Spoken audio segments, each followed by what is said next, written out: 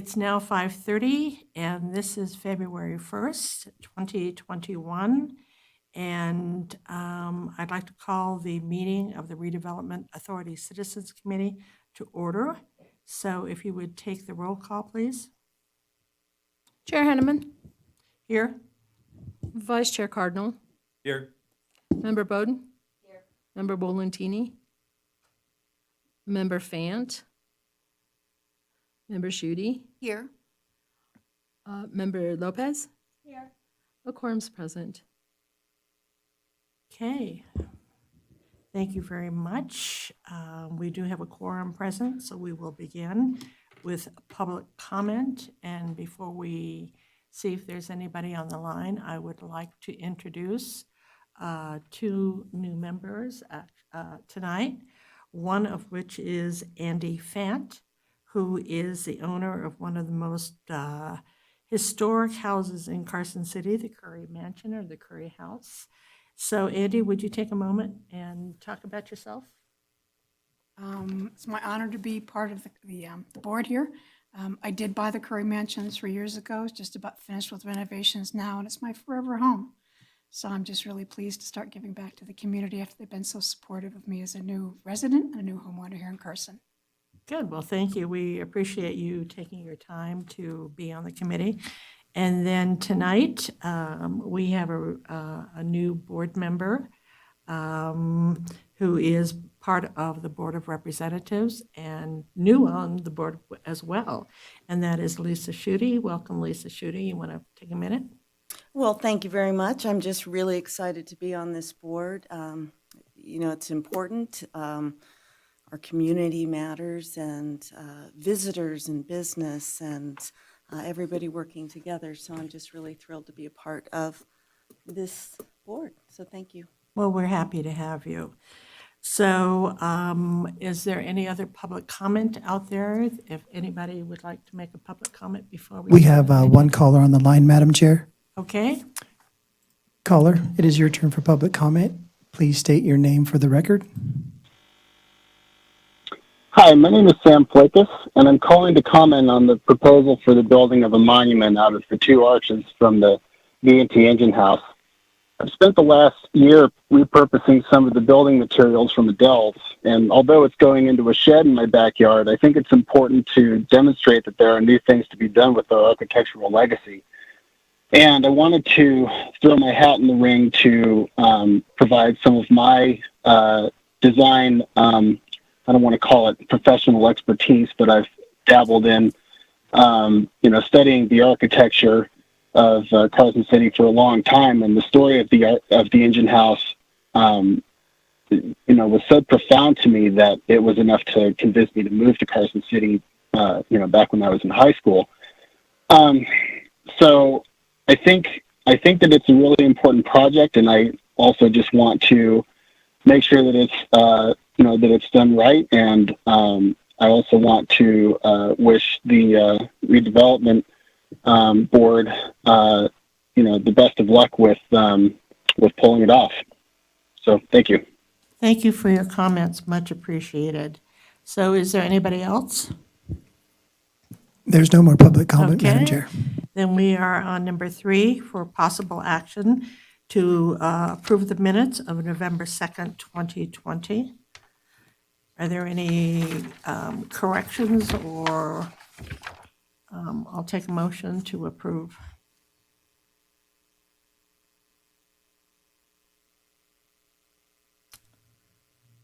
Has everybody had?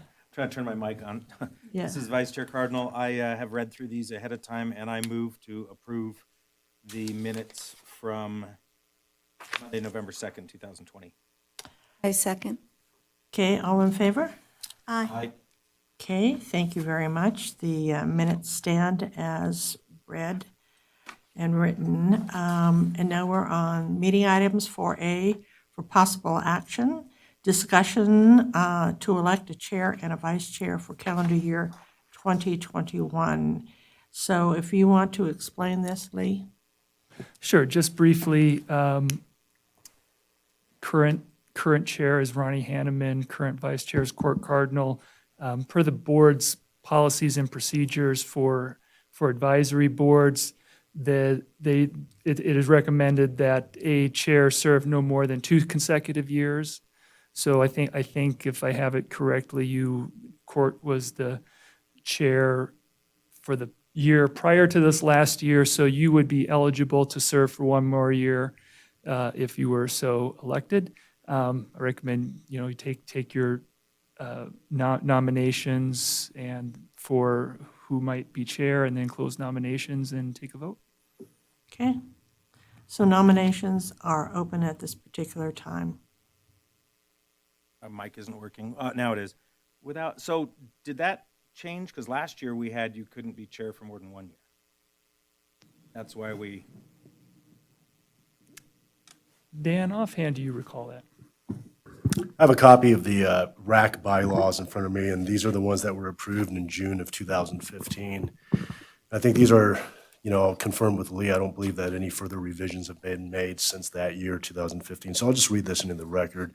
So that provision for the annual meeting for the election of officers, at its first meeting of each year, the committee shall elect a chairperson and vice chairperson for the coming calendar year, or the committee may elect replacements as vacancies occur.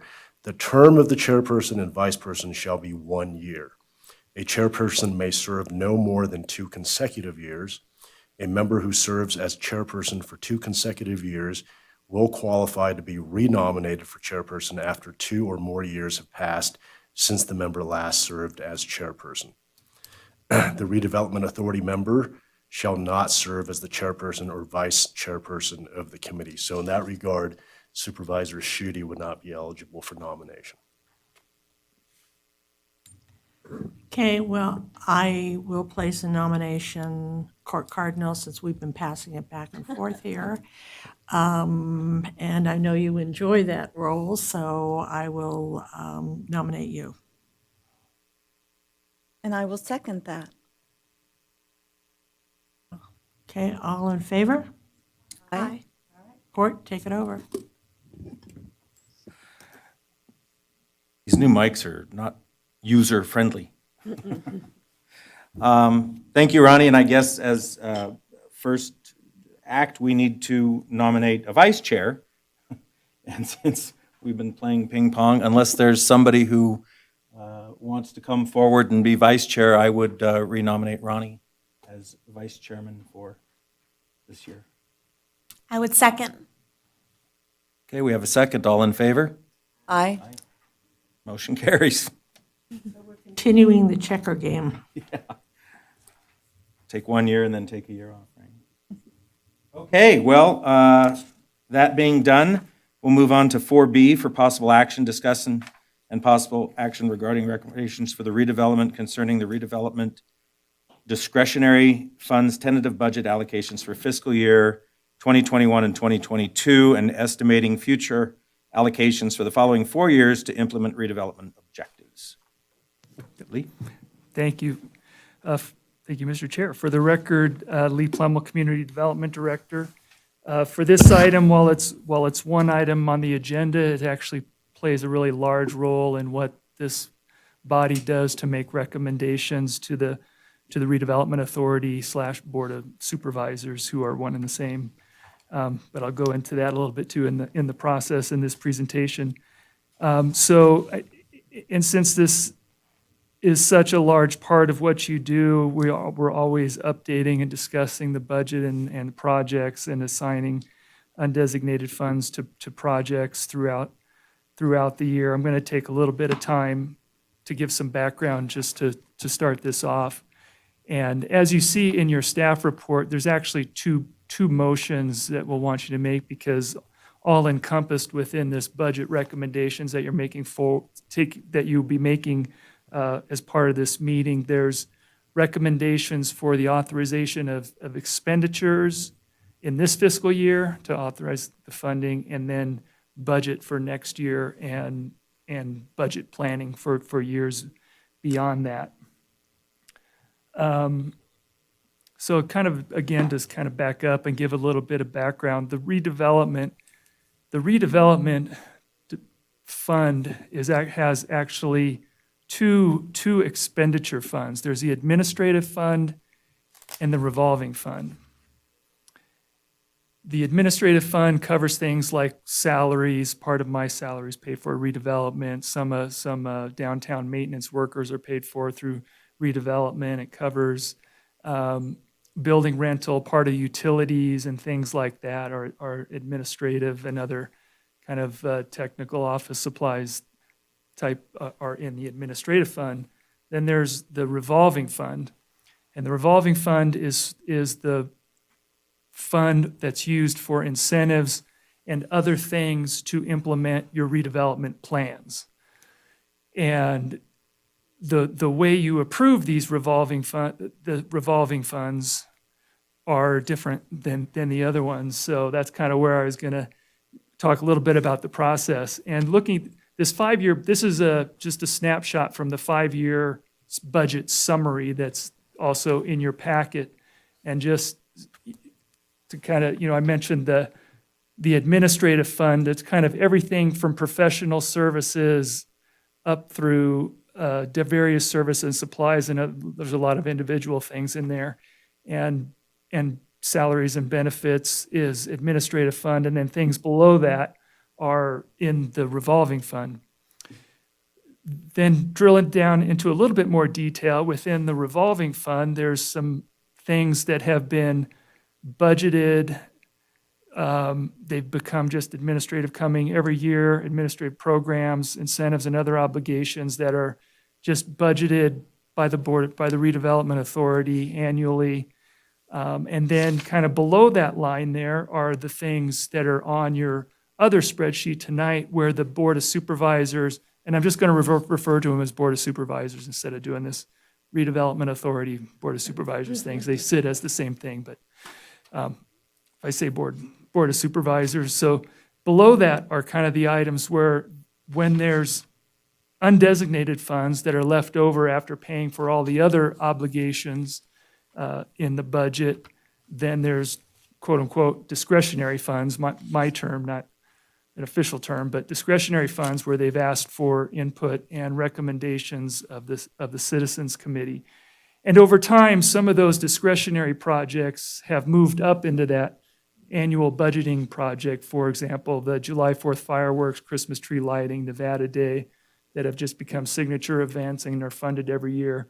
We've asked that they not come back and then request funding every year. They go in the budget. So it's been kind of a process over the number of years to get where we are and make recommendations. And then so there's the discretionary funds that I have in the other spreadsheet for you that you're making recommendations on tonight. And let me go through the process of what it takes to approve. I've mentioned that the revolving fund, and there's some extra steps in approving expenditures from the revolving fund that don't apply to most budget. Most things, when there's funds put in the budget for a certain activity, that's it, we're done. The department goes off and uses the funds for that purpose. However, in NRS, for redevelopment funds to implement plans, there's an extra step. So kind of going through the full process to get to where we're expending funds for a project.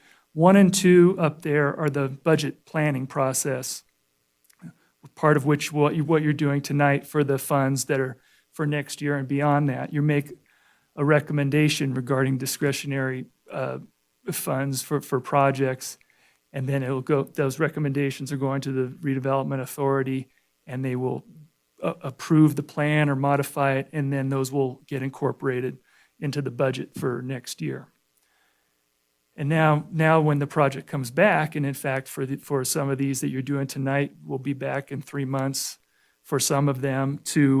There's an extra step to authorize the expenditure. We can't expend any funds from that budget without getting approval of the redevelopment authority and Board of Supervisors. So we actually, number 3 there, we come back to the Citizens Committee to make a recommendation on that expenditure. And for some projects like the roundabout artwork, for example, that's been placed in a past budget. So it's been authorized in the budget and budgeted, and we've used those funds to try to leverage grant funds to come back with the project.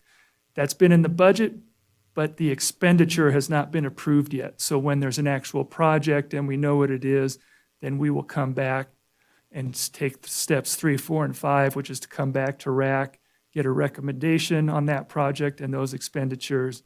And then it actually, when it goes to the board, it actually goes to the Redevelopment Authority and board at the same meeting because they're the same body, the recommendation.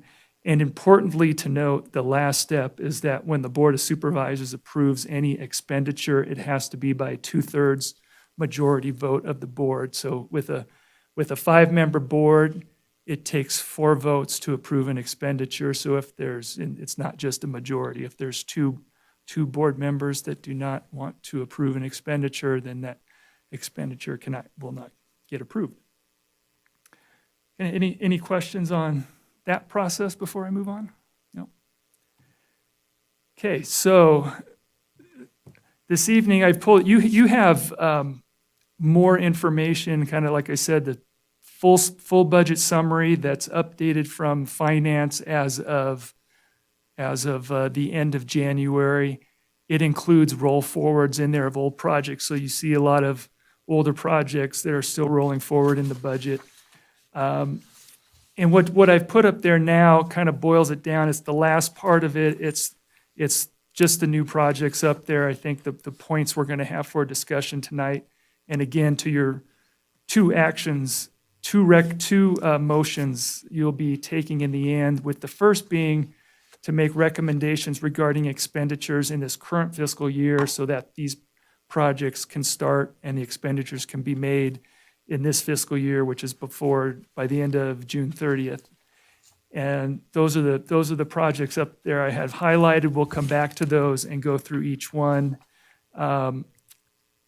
This has been prepared after discussion at November, so I don't think none of these should be a complete surprise that they're on there. There's some discussion in November. Of course, we have a couple new members that weren't part of that, and we'll go through each of these individually. And then, as I mentioned, and then we'll come back and then we have the budget items that are for FY22 and beyond, and then we'll discuss those. So let me see where I am in the project. Okay, yeah. So coming back to this first group of projects for recommendations. So I think that's how I'd like to go through. Well, let's first go through these projects and discuss them. We'll have some discussion on each one and answer any questions. And then we'll move on to the other budgets. We have Dan Stuckey with Parks and Rec with us, Jen Budge and Nick from Parks to answer questions regarding those projects. We also have Donna Inverson online and a couple others, Jenny LaPiccolo, Garrett Lapierre, for some projects. And when we get to those, I'll point that out when we get to those projects. So starting in on it, the first application in your packet for funding in this current fiscal year is for Carson and Curry Street holiday decorations. So the impetus of this, for those who don't remember or are new, we discussed this in November, working with Public Works, thought about trying to rush and get some Christmas decorations for a portion of the new Carson Street construction. And the direction from the Citizens Committee at that time was to take the time to go back and evaluate the overall needs for new decorations in the downtown area. And so with that, what you have in the packet based on, and Dan Stuckey's here, I'll ask him to come up now, because I know there's going to be questions on this and he can describe it a little better, but using information that the contractors used when they originally did the project to buy some of this stuff, they've come up with some estimates and some different alternatives that are in there, from replacing everything, which is the $110,000 that's in there, to not replacing wreaths and only replacing what needs to be replaced on Carson Street. And then actually we discussed a little bit, and I don't have it on here, Dan, if you could mention it, what Supervisor Schutte brought up and is probably a good Another alternative to consider would be to not replace the wreaths if they don't need to be replaced, but to add wreaths on Curry Street and add some additional decorations, and Dan has some costs for that, so I'll let him kind of give an overview of that. Yeah, good evening, committee. Dan Secchi, Deputy Public Works Director, for the record. So I think Lee explained it pretty well. I mean, just to kind of give you, after the direction that we received last time I was in front of you, we had our head streets guy go and do an inventory, kind of a condition assessment on the decorations that were down there, because I wanted to report that back in the case that you didn't want to replace stuff that you thought looked good or was in good shape. There's about between Fifth Street and William Street, there's those decorative street lights. There's those wreaths. There's about 88, I believe, wreaths that we have along that corridor. Those are all in fairly good shape, is the report, and you guys have seen them, I'm sure, around town, but they're in pretty good shape. Also, north of William Street on Carson Street, there's about 17 to 20 bigger streetlights. The Cobra head streetlights is what we call them, that hang over the street. We do have some larger decorations. They're 6-foot high decorations that we place on those. Those are the ones I think, Ms. Hanneman, that you were referring to as far as that were in pretty bad shape. So there's about 70 to 20 of those.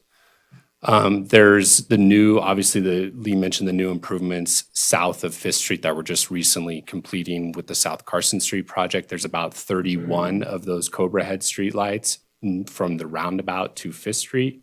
And then there's about 8 decorative streetlights in that section. So those would be all new decorations. And then part of this package, there was also the decorative streetlights that we did as part of the Curry project in 2018. There's about 40 of those.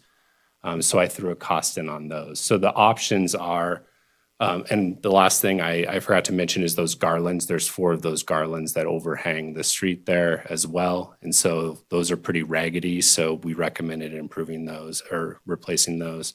So the option one that Lee referred to is basically the replacement of those garlands, the replacement of the decorations on the lights north of William Street, and then new decorations for all the new lights with South Carson Street. That's option one. Option two was the replacement of all those wreaths that are already there that are in pretty good shape. And so when you combine option 1 and 2 together, that's where you get that roughly $111,000. So that's a summary of the kind of the inventory and where we stand and why I broke out those different options. Dan, did you have a cost estimate for the option 1 Yes. plus Adam for Curry Street? Yeah, so there was a question from Supervisor Schutte regarding what's the cost of just the Curry section of streetlights, and it's about $22,000 for the Curry section. So if you took option 1 plus that Curry section, it would be about $58,600 is the estimate for those. Because option 1 is $36,600, and then the Curry option would be $22,000 for a total of $58,600. And also when he says South Carson Street, it's just from downtown to the Stewart Street roundabout, right? Yes. As shown on the map there Yep. on the screen.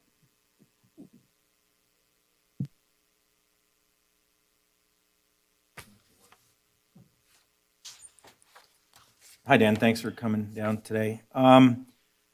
So when I'm looking at the existing plan in front of me, and the green with option 2 replace the wreaths in the existing area, am I correct when I understand that you said that those have been evaluated and don't necessarily need replacing at this point? Yes, so the recommendation, of course, everybody sees how things appear differently, I think, when it comes to decorations, but from our evaluation, just from the condition of the wreaths along that corridor, we felt like they were in pretty good shape and looked pretty good, I guess, from our perspective. So yes, you're correct. Thanks. I have a question here, or comment is, if we use the current wreaths on Curry Street and replace those that are now on Carson Street with, you put in here street pole decorations that showed the snowflake. And I think that would be keeping in theme of the whole Christmas season kind of thing with silver and snowflake. So, I mean, this would be new decorations, something that is fresh and new that we haven't seen before, and then reuse the others on the other streets. So that's just something I just thought I would throw out to you. So,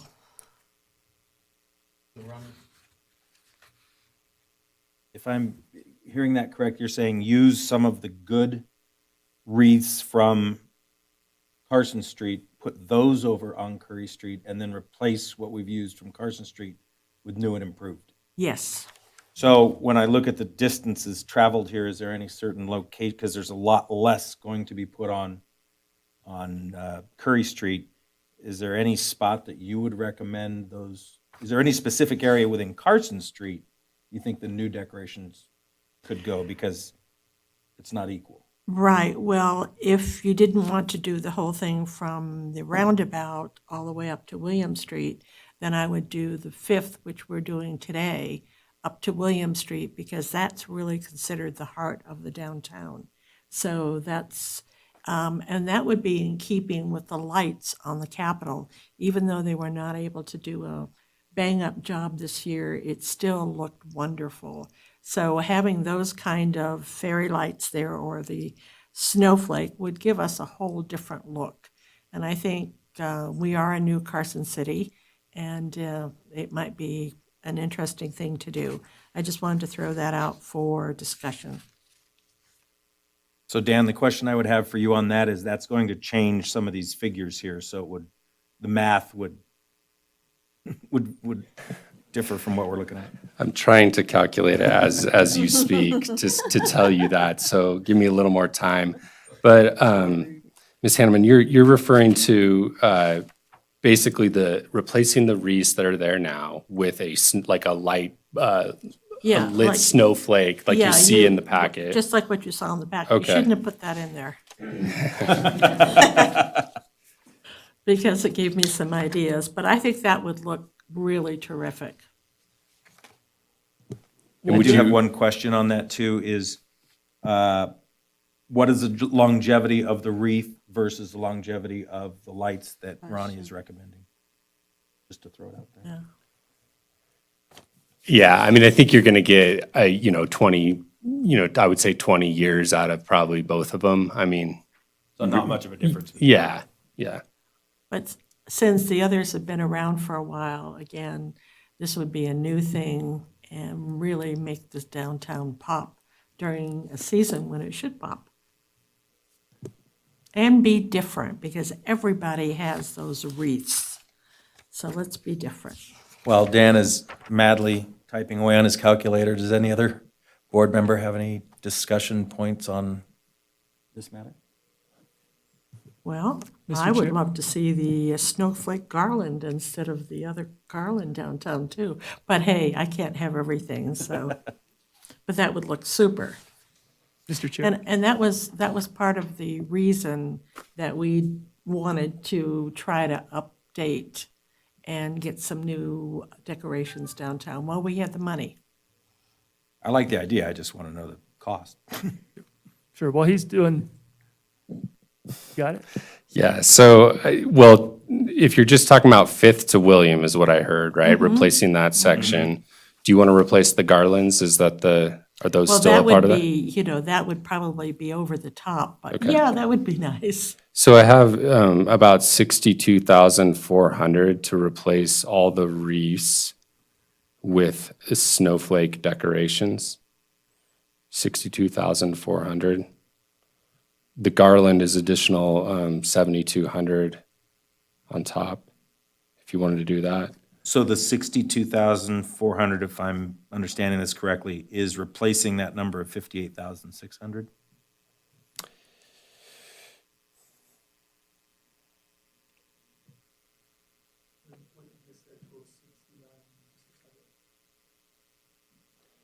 Let me see. Say that again. So my question was, the new number of 62,400, is that replacing the number before of 58,600, which was just that option 1 and Curry, but altered? No, I gotta go to option 1.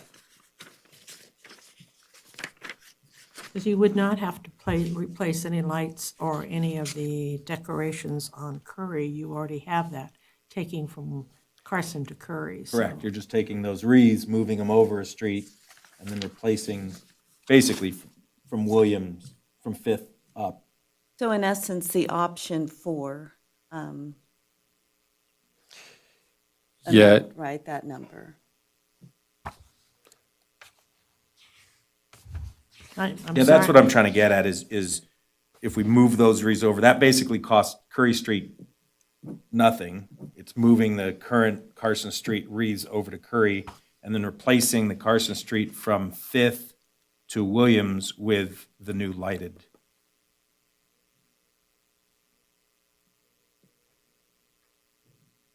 Take your time, Danley, if you want to, you would mention something else maybe. Yeah, I didn't conclude my discussion I meant to with the undesignated funds, so let me go, I'm just going back to the big 5-year budget that came from, the overall budget summary that came from finance. You'll see there's a undesignated amount of about 733,000, and that's the updated augmented amount of funding is not designated in this fiscal year for any projects. And then it's about $500,000 in FY '22 with the after budgeting all those other projects this year and next year and future years. And then you go into the next spreadsheet, which starts to show some numbers in for these proposed projects.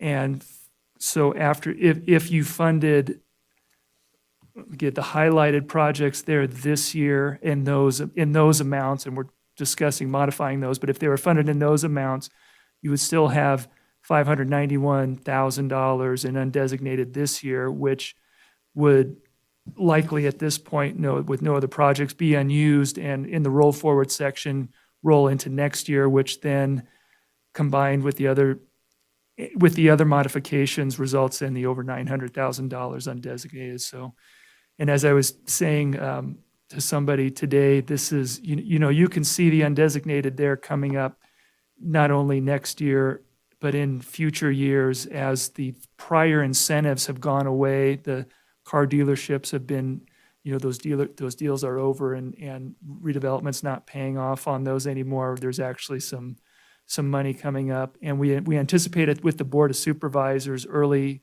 this year that the new board will get together with the strategic planning session and start to come up with recommendations and ideas for how to use these funds. I mean, it's been the policy so far to use it on these infrastructure type projects, things that benefit the properties in general rather than having specific business incentives, and kind of so far still going down that road. But I just wanted to note that.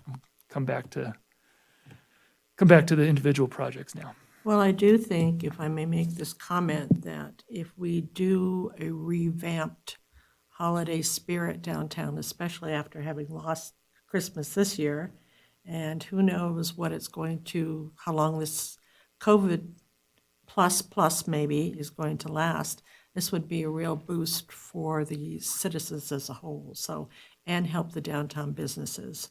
And we could do a real promotion on that, especially on the lighting night, the new Carson City Christmas. So that's my 2 cents, or 4 cents, or 6 cents. So, Mr. Cardinal, I think I have the numbers that you're referring to. So essentially, the cost that it would have taken us to replace all those wreaths that are there between Fifth and William, plus the new Curry wreaths, that cost $74,000. So to basically take 40 wreaths from Carson Street, put them on Curry, and then replace the Carson wreaths with the snowflake lighted decoration, $62,400. So about $12,000 less. Less, Less. guys, less. Oh, I like that. And the 7,200 was? For the garlands. Garland. Yeah. And that would look super. If we That's had still the less. snowflake, If we do yeah. 62,400 plus the garlands at 7,200, that's still less than the 111 the 10 that we were looking at, and pretty much gives us a much brighter, more colorful, updated version on both streets, if I'm to understand that correctly. No longer 1950s look. 69,200. Yeah. Can I ask a quick question? Fifth Street, the area then between Fifth Street and the roundabout, would that not be decorated, or is that included? That between Fifth Street and the roundabout is not included in these numbers. Okay. Whole total of 110,000. So what would you do on those, whatever you call those lights? You just put just a wreaths on them, lighted wreaths? Between Fifth and Fifth. Street and the roundabout? Uh-huh. Well, we were gonna put, I mean, what was proposed in here was some of those snowflakes that you're referring Oh, to. good. So you have 6 foot high. But that's not included in the number I gave you. I was just talking about between Fifth and William Street on Carson. Not to give you more work, but can we look and see what Yeah. that number is to bring it all the way to the roundabout? Yes, so just so I understand the scope here, so we're talking about, I understand between Carson and William, or sorry, Fifth and William plus Curry. I think I got that down. You want to go replace all the ones north of William that are there now with new ones, right? And then you want to go from Fifth to the roundabout on the south end with new ones. It's worth looking at that cost. Okay. Well, and we're missing out everything north of Williams at that point too, right? Well, I said we can include that. Do you want to include that? I'd like to see an all-in number Okay. first, and then we can dissect it from there. So basically, moving the wreaths from Carson Street to Curry Street effectively should cost nothing.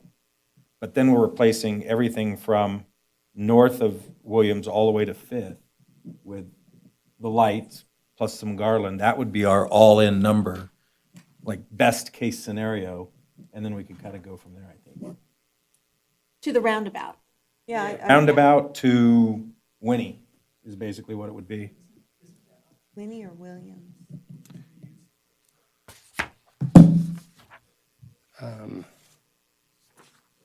No, because I think because the wreath cost is different than the snowflake cost. So that's where the difference is. And maybe we could know what Snowflake is that, cheaper. The snowflake is more expensive. Oh. But what we're saving, the difference that we're saving is we're reusing on Curry Street, and that's the cost It'll savings. look much nicer anyway. So I can break this down. So to do the snowflakes from the roundabout all the way to where we have decorations north of William Street, plus replacing the garlands, it's $95,000. So you're still within the Still under budget. 110,000 budget. that's still under the 110. And that's moving those wreaths over to Curry. And giving us a fresh new look. Well, the other thing too is with the other Curry project that RAC's funding, there's going to be more decorative streetlights with that. So potentially we would keep some of those wreaths that we're taking off of Carson that we could use on that newer portion of corridor that we're going to be Definitely, or constructing even this on the summer. side streets. Yeah, that I go would into love Curry. for all the wreaths to be kept and used. Yep. That'd be wonderful. And those old 1955 decorations as well, because I love them. We're still under budget. I think that we should go and be the same all the way throughout if we can do it. And it'll really tie in the entire downtown core to the roundabout. Yeah, I think if we're going to do it right and do Yeah. the whole thing instead of piecemealing things. And I think that being at roughly 95,000 is under budget, and considering the fact that every year for many years, and as Lee pointed out, our undesignated keeps getting larger and larger and larger. And I'm glad you pointed out what happened to the whole 733 going down to 591. But that being said, even just this 95,000 versus the 110,000, I think is a real boost for what it's going to look all the way from the top up at Winnie down to the roundabout. So if that's the case and we're in at $95,000 for that, Lee, do you want to hear a motion on that, or are we just still in discussion No, phases? yeah, I think we can wait. We can wait and make a motion at the end. I'll have it teed up for you at the end, but keep the number in mind to make the modification at Okay. that time. Or I'll have it. I'm writing it down as we go. Does any board member have any more discussion on I that? just have a quick question. So are we talking about the lights from the roundabout all the way to Winnie, or the new snowflake lights and the 4 garlands from the roundabout to William Street? All the way to Winnie is what I included in my Great. calculation. That's fantastic. Do it right. Nice. Thing too that you might consider for Parks and Recreation is you've got a lot of entrances basically to, the different parks. That might be pretty to put up the garlands or whatever. So you might want to think about that, not to make more You really want to get work. to that 110,000, don't you? It's like, No, this is the I got my existing. garland, I got my lights. No, I'm this just is gonna the, keep going. this is the existing. You could spruce up the parks, that's all. Okay, I think let's keep They, moving there. they do, I will just say that the company, that the supplier is having a post-Christmas sale, post-holiday sale, excuse me, up until, I think, through March. So I don't know the timing. If this were approved, I mean, I think we could get that done. And I think there'd be maybe even an additional discount from what I'm. That's even better. I like that. Okay, the next item on the list are the bike racks, and Dan Stuckey has an update on that for you, so I'll let him talk about that. Yeah, so the $10,000 that I had in there was an incorrect. I used the wrong number for the bike rack costs. They're about $600 a rack. So basically half of what I had in there before. So basically with like $5,000 with that revised number, you could get about 8 to 9 racks with $5,000, which I thought was the same amount with $10,000. So just wanted to make that clarification. And these bike racks, I mean, I explained it in the report here, but and I think most of you are aware, there's been a lot of requests from businesses that want these bike racks in front of their businesses. There's also, in the future, unfortunately, some of these racks will be hit and destroyed and will damage, and we'll have to replace them. So this is an opportunity to kind of satisfy those requests as well as serve, get some of those replacement racks as well. Okay, so the new number is revised is 5,000, not 10,000? I mean, it depends on, obviously, the direction on how many racks you would want, but for the same amount, what I was assuming you could get, that 8 bike racks, I thought we needed 10, you need 5 for that, essentially. Okay, so the 10,000 could be for the 5 plus any additional racks that get broken? Yeah, you could get roughly 16 bike racks with a $10,000 request. I love the idea of bike racks. I just think it, especially in the summertime, of course, but we have such beautiful autumns, and sometimes we have, last week, before the snow hit, it was so warm. And I know of people who really would love to ride around. They just want a safe place to lock their bike to go have lunch or whatever. So I love this idea. And I think if there are businesses who would like a bike rack, at which point that hasn't been included, I would love to encourage a few extra bike racks. Well, let me disclose to you as well, and I think this is probably why Donna is on the line, I'm not sure. But I did reach out to Muscle Powered to see if they would fund these racks, because the first time around, both the benches and the bike racks were funded by private sector. Mm-hmm. So that's always the way to go, in my opinion, as a private sector person. So if they wanted to and put their plaques on it as they did with the others, I think this is an opportunity and worth discussing. So I don't know what happens now. Is Donna there, or? Hi, Donna Inverson is on the line, and she's here for another item, but you're welcome to ask. She's here for the trail signs, and so we'll get to that. But you're welcome to comment. Well, I can't speak for the board at this point, but I can tell you that Muscle Powered right now does not have the funds to we are not currently spending money on bike racks. We did that once, and we helped raise the funds for the decorative bike racks that went in downtown. And once in a while, we get someone who is willing to spend money on a bike rack, and we try to pass them on to any businesses we know of that are looking to put up bike racks, but we don't get too often do we get that anymore. So right now, as far as I know, I'll take it to the board, but we lost a lot of money this year, of course, with COVID, and we're kind of hurting at this point. So I doubt very much that the board is going to be interested in spending money on bike racks. But I will take that to the board. And we have done fundraising for bike racks in the past, but I don't think so. But if you're looking for places to put bike racks, I would suggest that the library could definitely use some upgraded bike racks. I ride my bike over there, and it's very difficult to find a place, and most people are hooking their bikes up to the handrails at the library. So that's a place to put some bike racks if you're looking for places to put them. Is this something that if we put it out there that the community has an opportunity to sponsor a bike rack?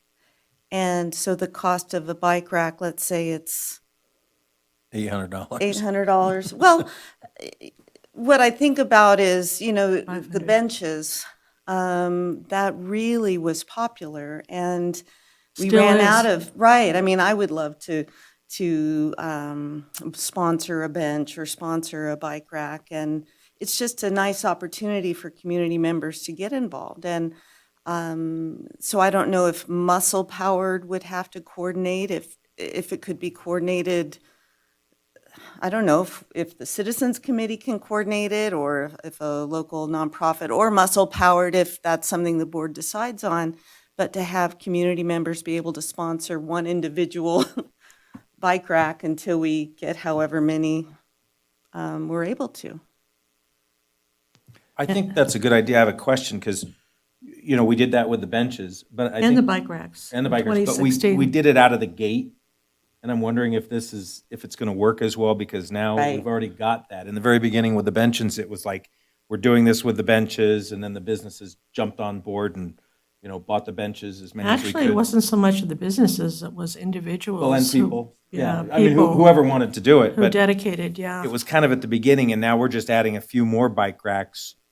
But that being said, and I don't know, maybe this is a question for Dan, but Lee, maybe you can answer it, we could roll out a whole sponsor the bike rack program. So instead of just talking about the new 16 racks, we could, as a board, recommend the funding of the $10,000 for X amount of racks plus the spares, but also roll out a program like we had before, where we can say, come forward, and then that money can end up coming back into the fund. Is that even a feasibility? It is. And I would just say, I'm not sure of the demand will be for plaques on the bike racks. The thing, and I would say now that, we still have plaques available for the benches for the cost, it pays for the cost of a Yeah. bench. Thing is, there's a plaque that's large enough to get a dedication on there.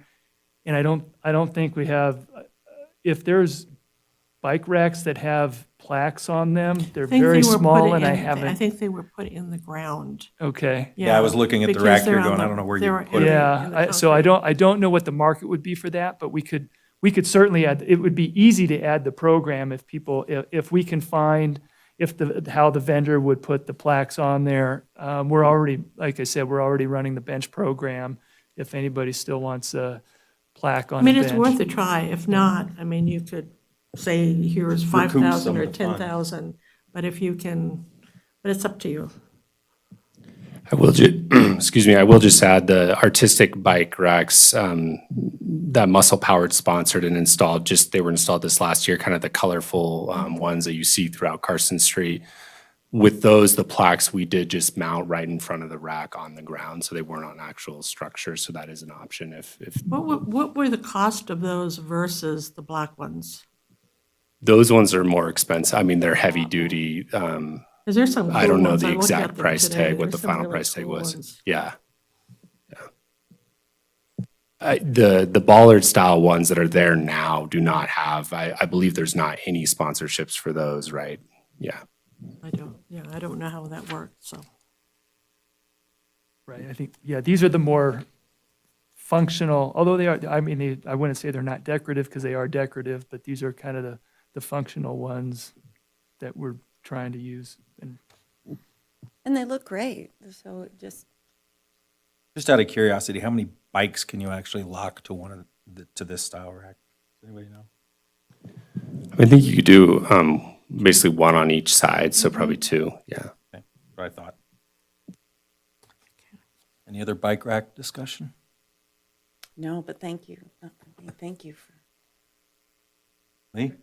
All right, the next item is the V&T Roundhouse Arch Conceptual Plan. So just a little bit of explanation from this. I included in your packet the whole report about the blocks, and that report's been sitting around for years and years, and we lose it. I forget where it is in the files and dig it out. So it's kind of nice. I hope you see what we're talking about now with that old roundhouse arch and what was saved and how we have the blocks for that. The idea is to make it as some sort of monument and historic marker for the old roundhouse. And as Sam Flack has said, he doesn't use the term roundhouse because it's a mechanical shop is what it really was.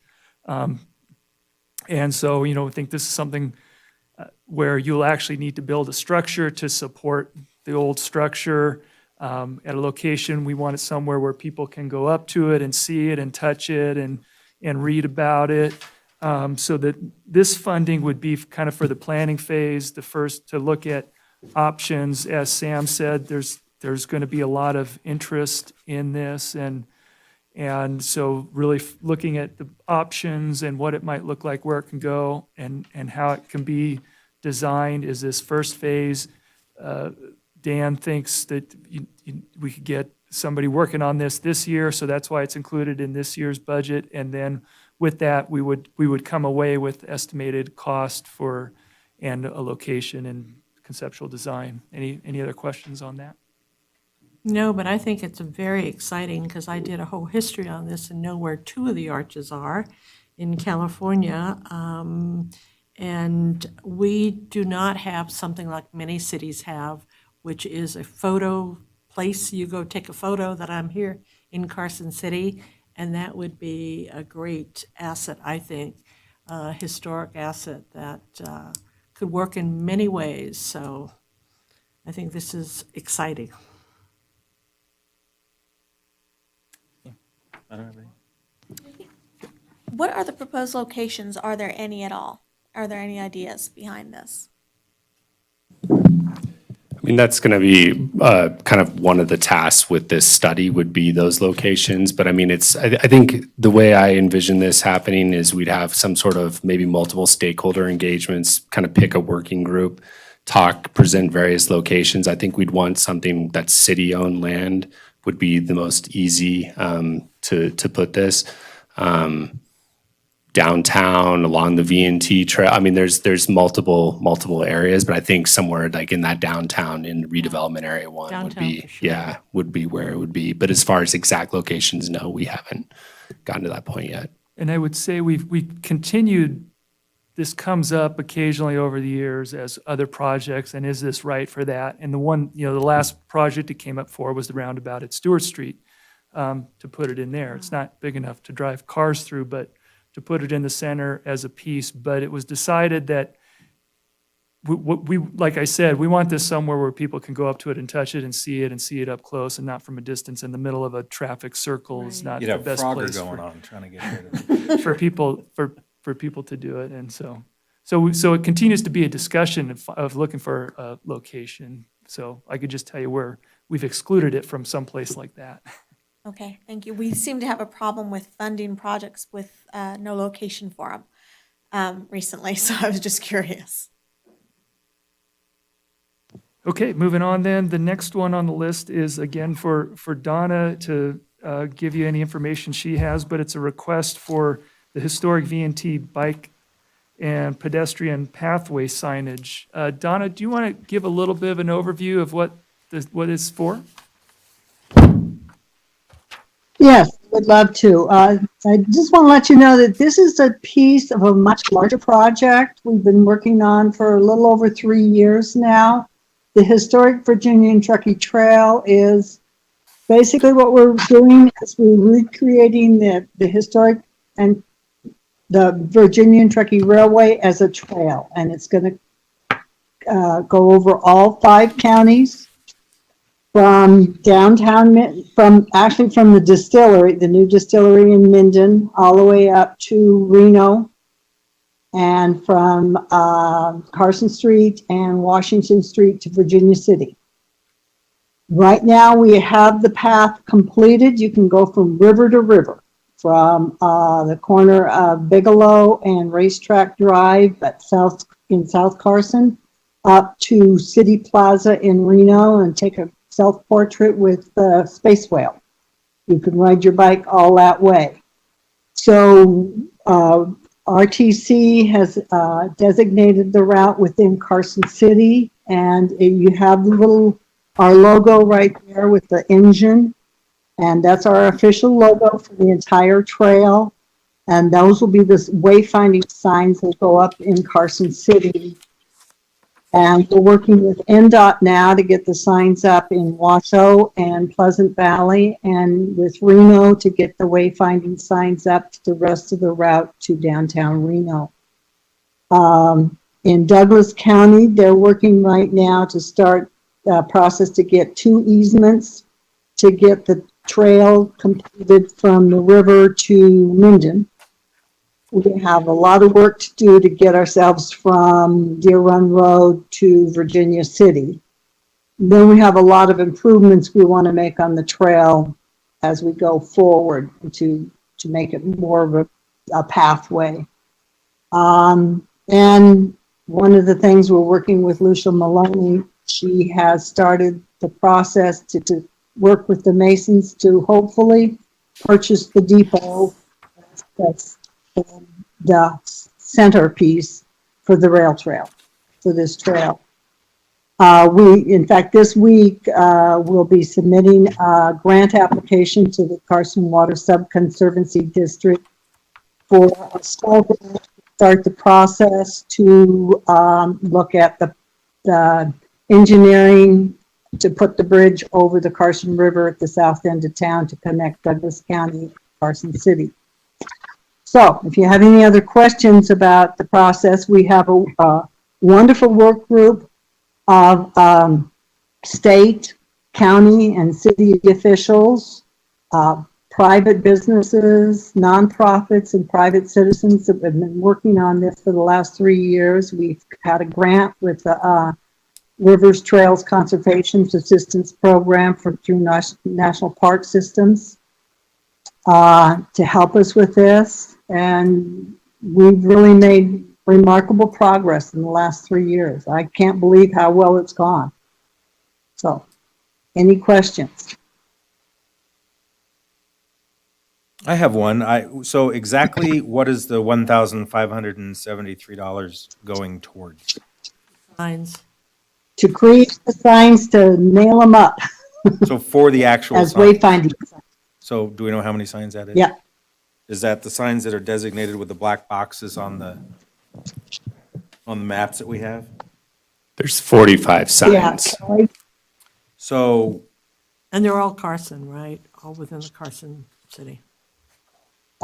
Within Carson City County, yeah. seems like a pretty reasonable price. Yeah. The question I have is I do have one map in front of me which shows Carson Street and going up through Ash Canyon off to 50 that doesn't have any signs on it. Is there a reason? It's showed as part of the V&T path but has no suggested signs on it? I don't have the It's map this in one, front Lee, of if me. you're- There's three maps. There's one that has the Kings Canyon kind of area, one that has Clearview and Clear Creek, and then this one, which kind of has all of Carson, Washington, Ash Canyon. And it's kind of a larger Yeah. scale map.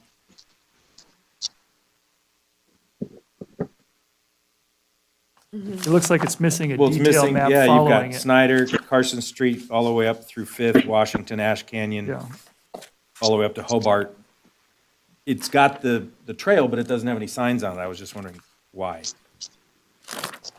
Especially at a price of $1,500 for all the. Right, will the 45, Donna, will the 45 cover all of that area that we're seeing or not seeing? Kelly, you're the one that made the sign map. Kelly Norman is the one that's mapped out the signs with Public Works. Hello, my name is Kelly Norman. I'm the transportation planner analyst for Carson City Public Works. So what you see on the map is only locations where there are existing poles where we indicated we could put up the V&T logo. That makes sense. Perhaps down the road, we could place additional signage, but for this project, we only wanted to indicate directional signage, usually where there's bike route signage already, where we could put the V&T signage on existing poles. Okay, thank you. That answers my question. So in this other map I have, there probably aren't existing poles, and that's why it's not been added. Okay. Any other discussion on the V&T signage? I mean, this is almost like Christmas. Christmas, nothing. Sure. Okay, Okay, I'm gonna move on. We're gonna shift away now from those projects that are proposed to be funded this year to recommendations regarding budget for fiscal year 2022.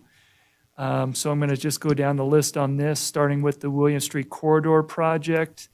And just kind of as they are up on the screen there, they're up above that list of additional projects because they've been projects that have been in the budget in the past, and for various reasons have been, as the arrows show, moved farther out in time towards later in future years. So starting with William Street, it was part of the Greening America's Capitals planning project that we did. It was about 5 years ago now.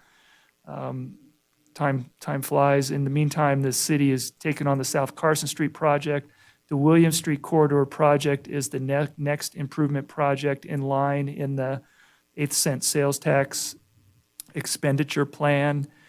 And just timing wise, what has been in the budget is that $85,000 in 1 year for design work for actually, it's the construction design part of that, part of funding for that, and then the 300 allocated for partial funding towards the actual construction of the improvements.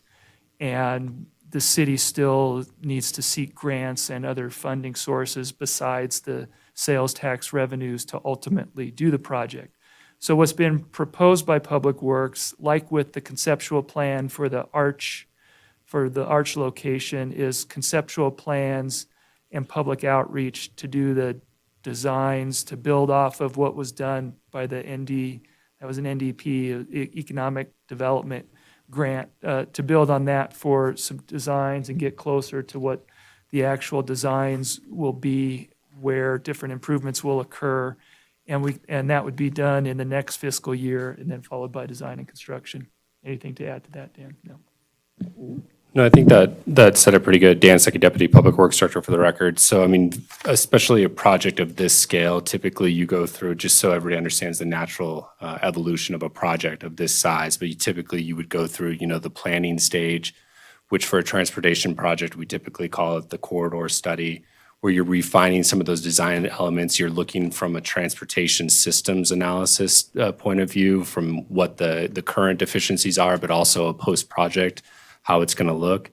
And you also do a lot of that stakeholder engagements where people can give input on, complete streets components, lighting, landscaping, those types of things. And then you kind of narrow in that focus of the scope of work of what your design is. And then you're on to design stage. You have a pretty well-defined what your project's going to be. And then the design team takes it over and they get it ready for construction. So, and then obviously you build the job. So I just wanted to kind of explain that evolution and why you go through these different steps with a major project such as this. Question, Dan, and I remember this when this came up, 5 years ago or whenever it was. Didn't we do something like this then? Talk to people and how they felt, and so it would be all different now, or what? I mean, I think, and I wasn't here at the time when you're referring to the Greening of America's Capital study. Yeah, it was a little different focus. I mean, there was definitely it was, I think, less transportation focused than what this corridor study will be. It was more focused on kind of low impact development type standards and those types of things. So a different focus. However, part of this corridor study, that's not going to be a wasted effort, what we did with the Greening of America's Capital. They're going to be taking that and incorporating into this. But this will work more with, the community on certain, I guess, transportation components and other design elements that study really didn't focus on.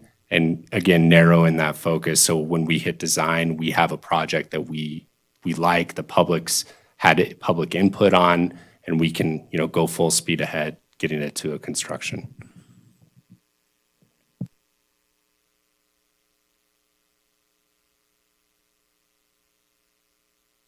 Yes, next.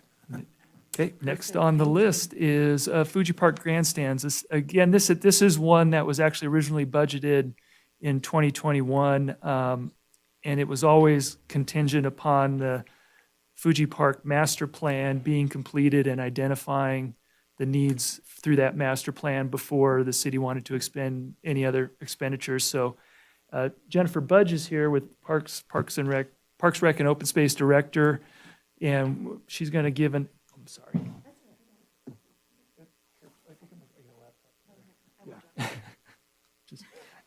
Sorry. And what I have on the presentation, I have the plan, the two alternatives for the site for you to use. I'll put that up. But she has an update on the Fuji Park master plan and how that'll tie into the construction of grandstands.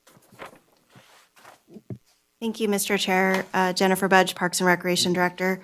Nick Wentworth, our park project manager, is going to kind of tag team this with me today. I did want to thank you. You guys allocated the funding for us to be able to update the park master plan for Fuji Park. There were so many ideas about how we could improve the park. We wanted to make sure we involved all of our stakeholders, community input, and any restrictions on site that we might have that would be considered. So before you today is two separate concepts that our consultant put together. And I know you just received them today, so we don't expect, all of your feedback tonight, but really just over the next month as you kind of look at this and absorb it, give us your feedback and what you'd like to see moving forward. I'll turn it over to Nick so he can walk you through each concept and what the difference is between each one. Nick Wentworth, Parks Project Manager, Carson City Parks. I don't know if you guys have any questions to start with or how in-depth you want me to get with the two conceptual master plans. I guess the easiest thing might be to do is tell you what the difference is between the two of them. There's not a lot. The main difference is going to be the existing turf area and how we plan to situate the stage, pavilion, playground, those amenities within the turf. You can see on the two different designs, the second one includes the shade structure pavilion with the stage. And that's kind of the main difference. The dog parks are situated a little bit different, which changes that west end parking lot. The rest of it is all very similar. The layouts within the turf and the sidewalk areas flow through for more trail connectivity or, out walking around the park and that sort of thing. I think we got a hot mic.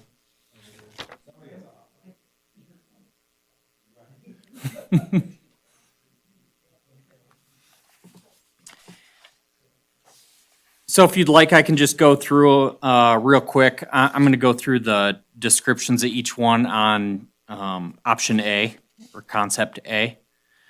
Our idea, a lot of this came from Cooperative Extension. We met with them, and our arena at Fuji Park is about 40,000 square feet, where Douglas County and Fallon those arenas are closer to 60,000 square feet of a footprint for events inside there.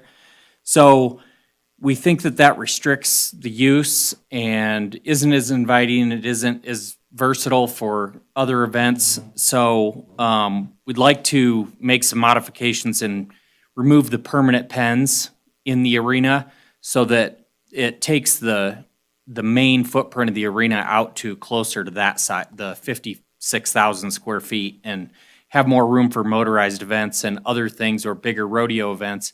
And when they want to bring those back in, they can always set those same panels and pens up to have the same events we've always had. So it only opens the door to more events.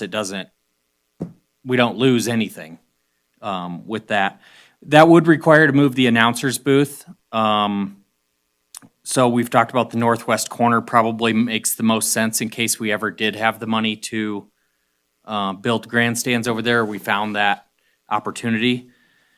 One of the ideas we have with the existing budget amount would be to build some sort of shade structure over the existing bleachers that's there now. Since the grandstands seem like somewhat of a long shot, who knows if that'll ever happen. We'd like to get some shade over what we've got now to help improve the current condition for events we have now, people that are going there now, whether or not we ever have that opportunity to build bigger grandstands. So the grandstands are number 2. Like I said, that's a kind of a lofty dream, but it has to be included in the master plan. Paved driveway connection to Bailey Fishing Pond with 8 to 10 foot wide multi-use path connection down the side of it. And that would also include taking domestic water line over to the pond area for future restrooms and drip irrigation and landscaping over there. That is the main reason we close the pond typically, is for muddy conditions. So that prohibits people from going and using the pond when it's just a muddy mess over there after a storm. We shut that whole pond down and people lose out on that urban fishing opportunity. So we also spend a ton of maintenance time fixing that road. So that's one of our bigger priorities. Fishing pond, completing the concrete loop around it, restoring landscape areas adjacent to the pond, and potentially adding some trees and landscaping over there to help soften the edge from Carson Street and make it a little bit more natural, not such a highway pond area. The 35-foot tall LED event sign was actually included and approved in the 2006 conceptual master plan. I watched the Board of Supervisors meeting on that, and I think that it would bring a lot of opportunities to the hall with the ideas we have to make improvements there. It would be a great asset to the facility, and especially if we were to ever put in a driveway over there, it would really draw attention to the park, draw attention to the events that are going on there and that right now aren't getting much attention, or they're hanging up banners on the fence out on Old Clear Creek Road. And if you go to Costco, you see those, but. So that was kind of an obvious one to leave in there. It's been in the past conceptual master plans and it was approved. Parking lots over near the pond. Again, that's an option down the road that would play into some of these other improvements that would go along with it. Along with a potential trail from those parking lots up to the shopping center. We have not reached out and explored the opportunities with the property managers of those shopping centers or anything. This is just a conceptual idea that there's a potential there to, work together with those Douglas County businesses because we know that people park there for events anyways. The historical centers or cemeteries already there. That sort of goes along with number 10, the Interpretive Creek multi-use path. Finishing that loop, there's a portion of it adjacent to the turf now. And we'd like to just include education with that. That was a major comment within the Fuji Park Master Plan survey. We had a lot of people, that was part of the 2006 conceptual master plan also. We had a ton of positive feedback about that, and the public clearly likes that idea and likes the walking trail going around the creek. Being within the trees, we would want to do natural surface. We have enough asphalt as it is, a little bit easier to maintain.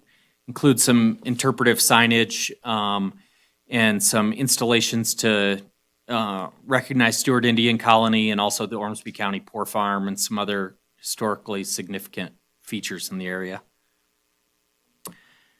Clear Creek Maintenance and Management Plan will most certainly be part of our master plan on how we can better operate and manage the riparian zone along the creek. The exhibit hall is probably the number one feedback we got from surveys to make improvements from HVAC and acoustics, insulation, the kitchen. We have groups in there, Jen, correct me if I'm wrong, I think approximately 6 nights a week using that facility. And it's in dire need of repairs. I think Lee gave you a spreadsheet also of it's essentially a summary of the facility assessment that was done last year, which lays out $2 million in repairs that's at the entire Fuji Park. But at the hall by itself is almost half of that. And these are site systems, the air handling units, the security system, skylights, lights, bathrooms. It's an older facility and it gets used a lot. And I think it's one of the city's, it's a unique facility that we can't offer anywhere else. And it really does need some repairs. And that's probably the top of our list of priorities to get taken care of at Fuji Park. Along with that, we'd like to see some improvements while we're going through that stuff, potentially a commercial kitchen, and some ADA improvements as well. The pavilion and playground, picnic tables, those are all pretty self-explanatory. I touched on them in the turf area. That's what the differences were between the two concepts in the stage. Feedback in the past has been more parking and more seats, and that's what everybody wants at Fuji Park. Number 20 is the west parking lot that would almost double the available parking we have now. Right now, between the exhibit hall and the arena, there's 300 parking spaces. The west parking lot would add 275 to that.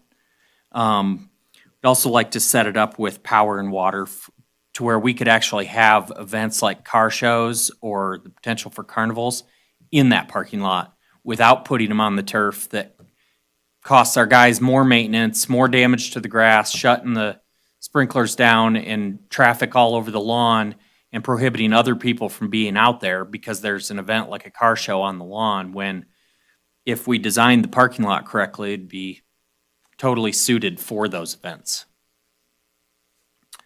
Dog park was huge amount of the feedback also. Everybody wants turf there. You'll see that's one of the main pieces of the conceptual plan also. We have talked to Public Works and our natural resources specialist about how to protect the creek, how to situate those dog parks so that they best suit users' needs, but also protect the drainage and stormwater and utilize the existing system now, which runs through the turf to filter it out before it goes into detention basins. So invite you to take a look at both of them and give us your feedback. We're actually looking, I'll be sharing these with different stakeholders throughout the month of February. Douglas County, Cooperative Extension, the neighbors, Bodines and Costco, Public Works, and everybody else, so that hopefully within a month, we can kind of take all of the feedback and narrow this down to one conceptual design to bring to the Parks Commission and Board of Supervisors for approval in early April. Thank you. That was very informative.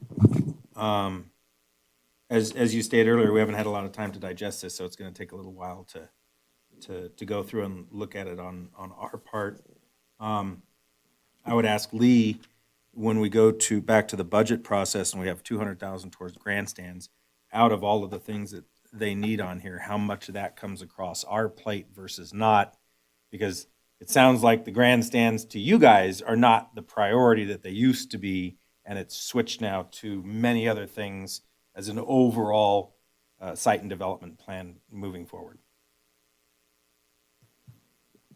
Yeah, you're getting an early preview of this. I know, is this the first advisory board you've taken it to? So, yeah, we understand that as Nick said, if you have comments, please get them forward and just publicly, for anybody watching, knowing that this is still going to the Parks and Rec Commission, more opportunities for comment and the Board of Supervisors. So I think as a result of that, there's going to have to be some process of prioritization.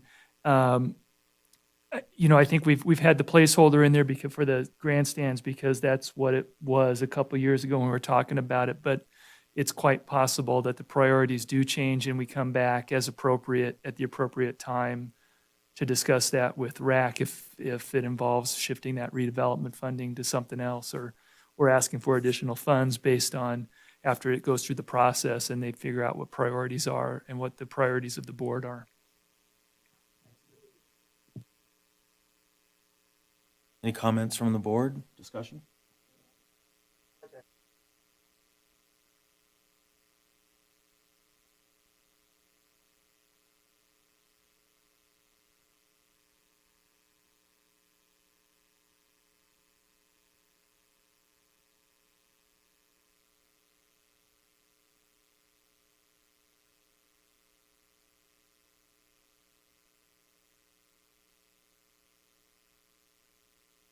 You don't want to, if you hold it too long, it won't work. There. Yeah. She got it. Bravo, we got it. A hammer. So my question is, I didn't realize that the exhibit hall 6 nights a week was basically being utilized. I had no idea that many people were going in there. Is there a fee for doing it? Is it first come, first serve, reservation? How is that all structured and handled? That's a great question. Jennifer Budge, Parks and Recreation Director. There's a lot of different programs and obviously special events that happen at the exhibit hall. There's everything from cooperative extension. They do not pay a fee. We have an agreement with the University of Nevada Cooperative Extension for use of the facility. So they don't pay a fee, for example, for their 4-H programs. We have contract instructors that teach like dog agility and, other classes with pets. And then we have a cooking class in the kitchen. We have special events. They do pay a user fee. All the fees are approved by the Board of Supervisors and are in our fee schedule. So it's just sort of all across the board. depending what you have. I did want to also point out too that all of the items in this plan were from some of the comments we heard from you, that we heard from the Culture and Tourism Authority as well, that the grandstands and also event organizers, that our facility didn't have enough seating capacity to really warrant bringing their event. So we listened to that, and we also realized that we didn't have enough parking, as Nick mentioned as well, to be able to accommodate the events. And any events that we did have throughout the park were negatively impacting the neighborhood. We want to be a good neighbor. We want to try to provide as much as we can as possible, and also bring in those tourism dollars and bring people to Carson City. So that was some of the overall goals with what you see before you. So I wanted you to know that we did hear what you said and are still considering those comments as we move forward. And as we get a master plan document, it'll be much more than just a picture. We'll have cost estimates for each of these items. We'll determine priorities based on, that facility assessment reports that we have on the existing buildings. So we can come to you and you can really think about, oh, the grandstands are going to cost this, like $200,000. We don't know if that's actually what they're going to cost. So that way you can have a little bit more of an informed decision as you allocate funds moving forward. And hopefully we can take some of those funds and leverage those with grant dollars as well, so we can maximize what we can get on the ground.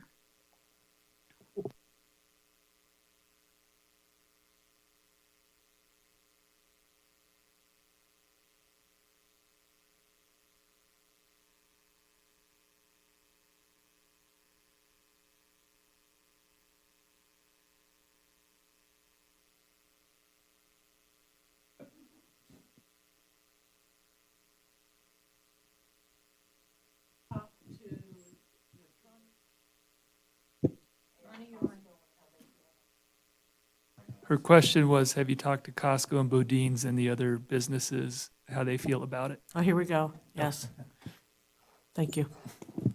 Not yet. I was waiting, you're the first to see it or hear it. We were waiting until we had these conceptual designs so that we had something to show them first. So same with Stewart Indian Colony, Costco, Bodines, Douglas County. Everybody will get it in the next week or so that they have something to give us feedback on. Because it's taking this, and I think it's wonderful. It's something that Carson needs, but it's taking this from a community park into really something much bigger, almost like what you would see in Fallon or other places. And the biggest thing that we continue to have here is the parking situation. Is even 300 extra parking going to be enough for what you're planning for the whole thing? So, I mean, it's a great thing that might be coming down the pike, but I just wondered how Costco would feel, because they're not so happy when we have the fair at the moment, because people do tend to park in their lot. And Bodine has a guy sitting out there making sure you don't park in their lot. So it'll be interesting to see. The CTA's feedback, actually, when I first started talking to them about the master plan, was people will find somewhere to park. And that was like their key point, honestly. And so the parking lot at the west end would double what we have now. And if we organized the parking at the pond, you have a potential for another 150 to 200 spaces. Okay, that was just the big thing, because when this first came out initially, we didn't even have the front parking right on Clear Creek. So that added quite a bit. So, well, it's exciting to see.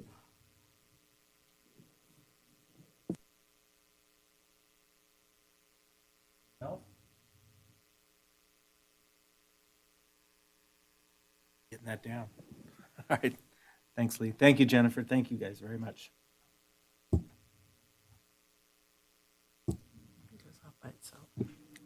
Okay, going down the list, the next item is the McFadden Plaza shade structure. Just a little bit of history going back again, just for those watching or catching up. It's in the report, but this concept started out in discussions with the 3rd Street parking lot across the street. It shifted to looking at other options, including the Brewery Arts Center and McFadden Plaza. those options were brought to the Board of Supervisors, and they directed it to RAC for a recommendation on a shade structure in McFadden Plaza. So you have you have the conceptual drawings in your, it's part of your late packet. It's up on the screen now, one of the options. It was provided to you as late material. It was provided to the Citizens Committee back in November as well. And the sum of it is, with the two options, there was an option provided with a shade structure that would be something similar to what is shown in the graphic there, that would run all the way across the plaza from Curry Street to Carson Street. And then there was also a shorter version of it that was more just in front, on the west end of the plaza, more in front of the stage only. That was a $55,600 option. The full plaza option, the estimated cost is $86,750. There's also, I got some additional public comment today, and I won't read it to you, but I do just want to cover it just because you got it just at the last minute this afternoon or at the meeting. So just to note, in your late material, there's the meetings, the minutes from, draft minutes from the Neighborhood Improvement District Downtown Board minutes, where they recommended that they support the conceptual design for its shade structure extending from Curry Street to Carson Street, and urges the Redevelopment Authority to provide funding. Actually, Garrett Lapierre, I know, is on the line, and I'm not sure if Jenny LaPiccolo is as well, but they're available to comment or answer questions regarding that. This is within the Neighborhood Improvement District. We don't know how much maintenance there is. They will work on getting estimates from the landscaper. There's been some discussion about putting some live materials on it that can creep on it and grow on it, and what that cost would be, but they're not asking for funding as part of the project. They encourage the shade, and they'll, on a separate track, look for funding, and we'll work with them through the NID and the city on the downtown NID funding for that. There's a letter from Mom and Pop's Diner supporting shade. The theme of this one and the other one is that, the biggest complaint on the plaza is no shade. And, they see people trying to sit in the sun on benches, but there's no shade. And then there's also an email from Jim Phelan with the Fox Brew Pub, and basically the same thing, with an anecdote about somebody fainting on a hot day due to the sun there, and that shade in the area would be good. So they're supporting funding the shade structure for the length of the parcel, or for the length of the plaza. If you have any, and again, this was a conceptual design. This was kind of putting this design that was kind of thrown out there, and to give us an idea of what it would look like. As noted at a prior meeting, I think if you look at it, the sun is in a place where it really never is. Kind of the angle of the sun there, so it's not in the south. It's kind of the sun's in the northwest in this photo, but it would be designed so that the slats would provide shade, and it would be in the actual design and construction. But anyway, that's a summary of it. And like I said, Garrett Lapierre is on the line, I know, and he probably would like to say something. And Dan Stuckey's here if you have any questions as well. Thanks, Lee. I do remember that, this did come before us, and one of the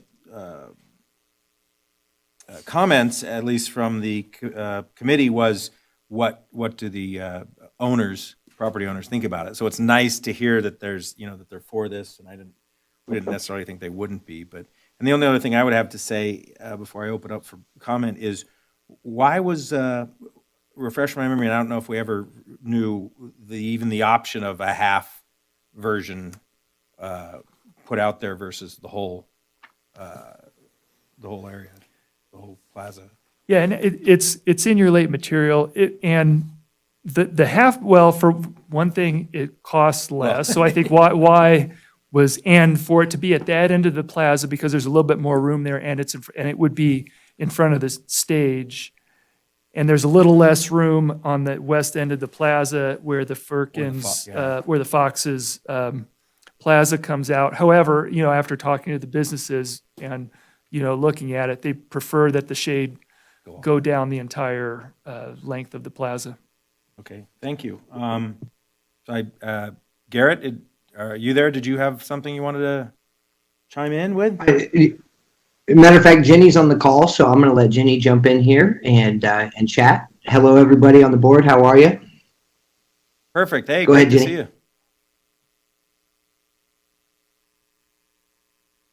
you. Jenny, you there?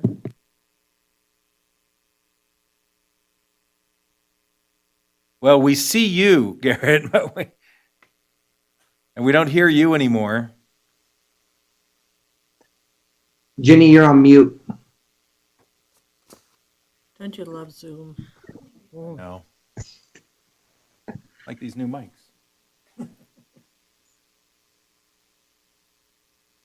Yeah, we don't see or can't hear Jenny, and we still got you. No worries. Jenny, if you get unmuted, just jump in. So the NID met last week, and we discussed both proposals, both the short shade structure and the long shade structure. And we decided that having it from street to street makes the most sense. It provides more shade. And we'd be willing as the NID to put some greenery and jazz it up a little bit. And that would also help provide more shade in the summer months. And having a vine on there that would die come fall time. So there's, nothing that has to be taken on or off, have that taken care of. And, we're going to be doing the ongoing maintenance over there anyway. So, that's something that will be taken care of by our crew. Garrett, can you hear me now? There you go, Jenny. Yep. Okay, good. Yeah, I, as a business owner and a property owner on the plaza, just to take it back a couple of years to 2015, 16, the original plans that we drew for the plaza did have shade structures running all the way the length of it. They had to be cut out of the plan as we got more into budgeting. And I think it was a big mistake because we basically in the summer got an unusable area on the warmer days, which is most of the summer. People end up congregating on the stage because there is a shade structure there. And I think that the trees that we had prior, were 40, 50 foot mature trees. Those are all gone, and I would expect it's going to be 10 to 15 years before the new trees that were planted, provide any kind of shade. They're pretty and they're growing fast, but they're not going to be shade trees for some time to come. So I'm very interested in getting some shade on that plaza so that it could be used a lot more. People don't schedule events in the daytime there.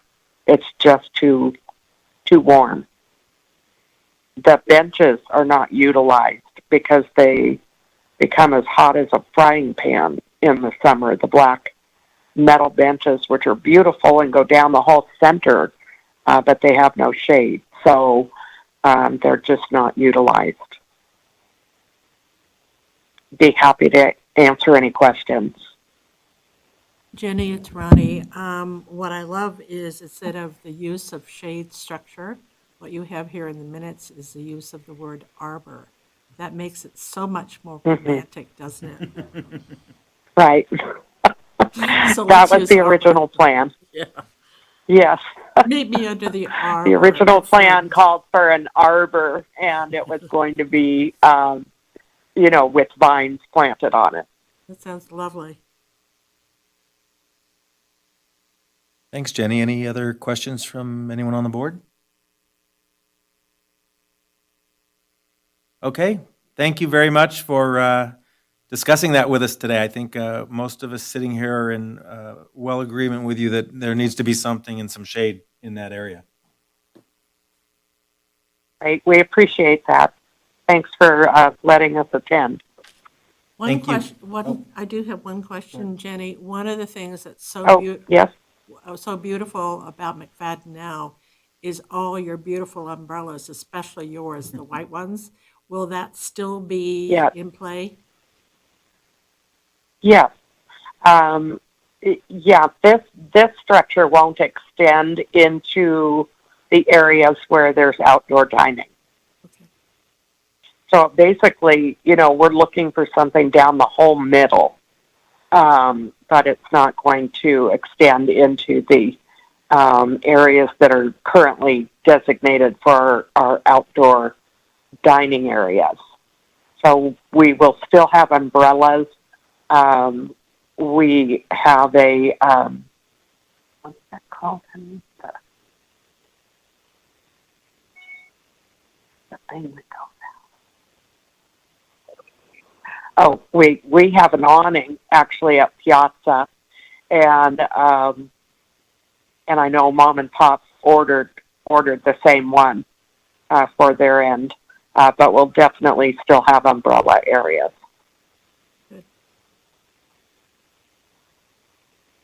Excellent. Thank you again. Okay, thank you. Lee? All right, thank you. The next one on the list going down the spreadsheet there is the Appian Way signalized intersection improvements. That's would be funded in the next fiscal year, budgeted for $100,000 out of an approximately $1.2 million intersection and signalization project. This particular project is in Area 2, redevelopment Area 2. A lot of the projects and a lot of the funding we've been discussing has been in redevelopment Area 1, especially a lot of the downtown improvements, sidewalk improvements. A lot of money's been spent there. One of the objectives specifically of the Area 2 plan is to improve traffic circulation, and this has been something on the city's transportation radar for a long time, with the freeway coming in and providing access to the businesses on the east and west side of South Carson Street. Any questions on that? I think you're going to need it. Have you seen the lines for the chicken? This will provide signalized access to Chick-fil-A. That's right. Chick-fil-A and Panera and Panera whatever coming else. in, Dutch All the Brothers, high-end stuff Starbucks. down Yeah. there, yeah.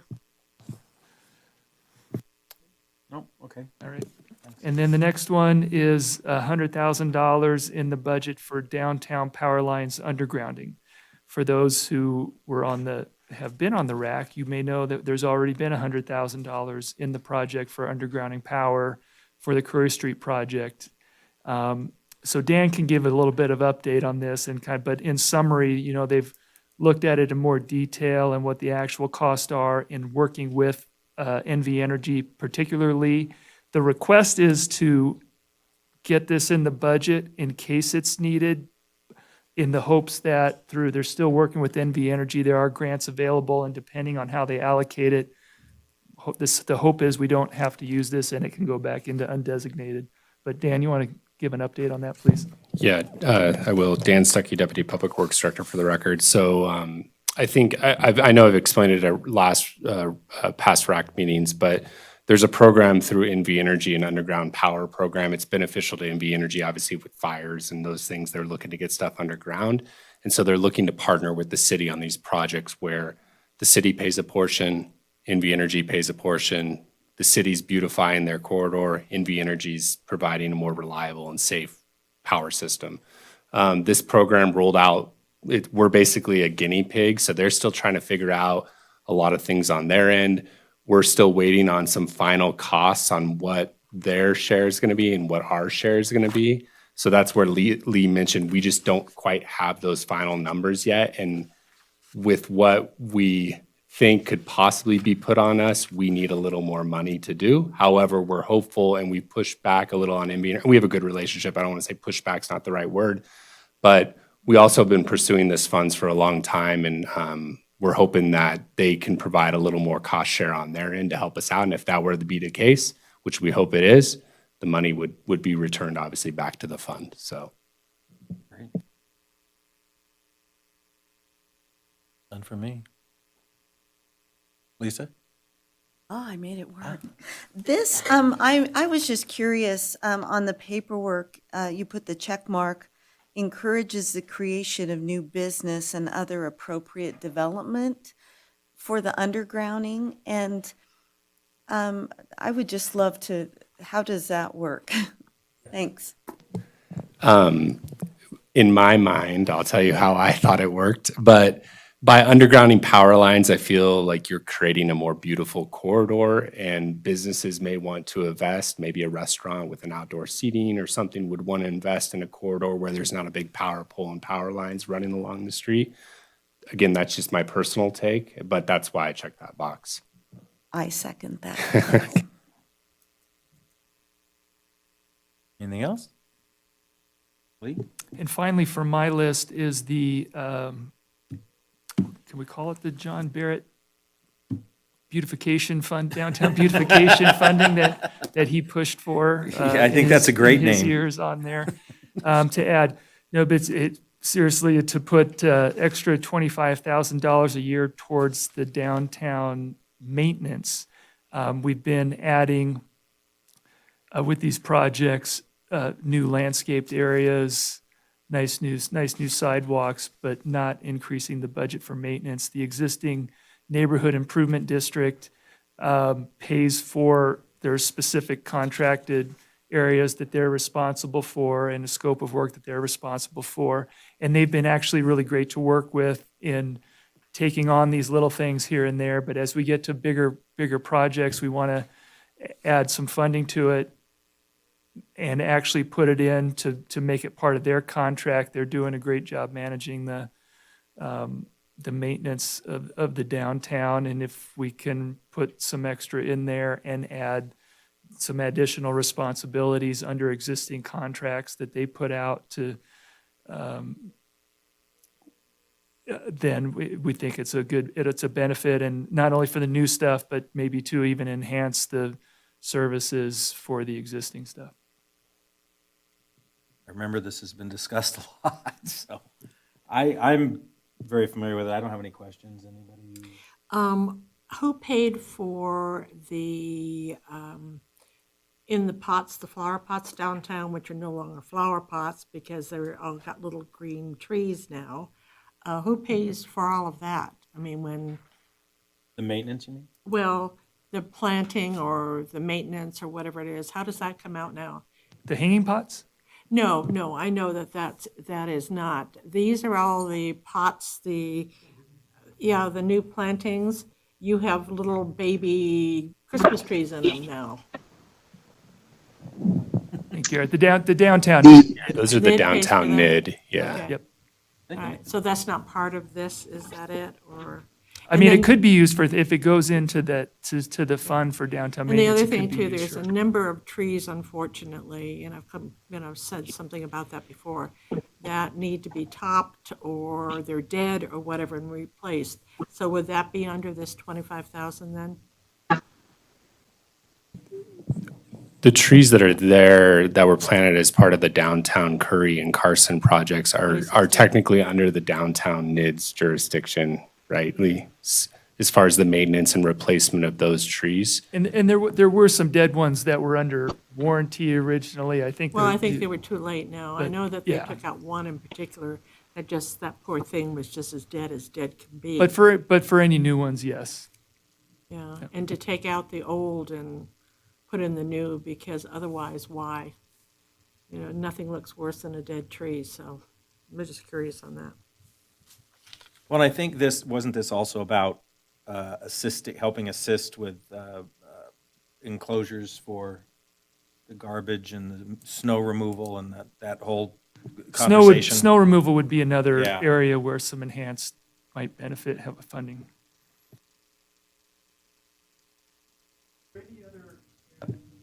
I've pulled up now the spreadsheet that's in your packet that's more complete with the list of older projects and includes the, from finance. Are there any questions on any other budget items before, discretionary projects before we move on to the motions? I have one on the downtown sidewalk improvements for $1.1 million, almost $1.2 million. Is there a list of where that sidewalk improvements are going to be? I don't recall seeing a map or whatever. Yeah, so that's part of that Curry project, 3rd Street parking lot / Curry project that's going to be constructed from 5th Street to Musser this summer. Oh, this summer, that's Yeah. all part of that. Yep. Okay. I have one, Lee. I know it only came up, I believe, 2 meetings ago when we first started seeing the shade structure stuff on McFadden Plaza. Do we have a timeline on when, I mean, I think everybody's pretty much in agreement that we need that, but it's the one thing on here that has zero allocation. I know we don't have any numbers or guesses yet. Is there a timeline on when we may see something in there? Or are you going to put a number in there right now? Yeah, so we have a lot, as I mentioned, the project. Yeah, so I guess if it got approved, we would know the money would become available July 1st, Lee. Yeah. We've got a lot going on in that area this summer. And obviously it's the legislative sessions going on right now. The farmers market, we're coordinating with them. I know Brewery Arts has stuff going on as well. There's a lot going on down there. So as far as, I think it'd be really hard. It'll probably be a next summer type project is when it would be constructed. I guess what I'm saying. I think it'd be too difficult to fit in and get it done this fall. Well, I see a number magically appeared there, so that makes me happier. Thanks, Dan. Any other questions, discussions?